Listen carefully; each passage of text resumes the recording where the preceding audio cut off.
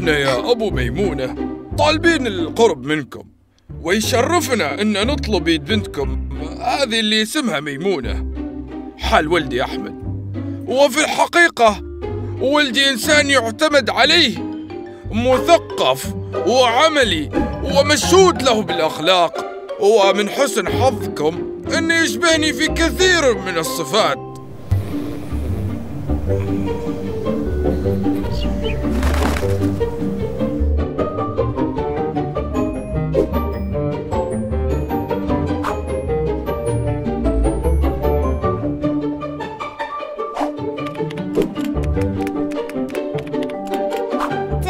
تف تو ذا أحمدو ود حمود مسوي لايك حليجي قاقا وداقلها أكثر من لايك. والله شباب اليوم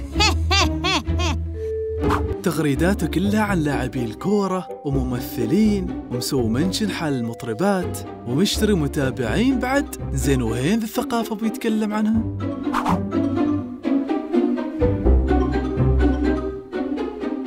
تعالوا صدناه. سويت حساب على السناب، سميته الحلوة وارسلت لها إضافة 30 ثانية ووافق على إضافتي.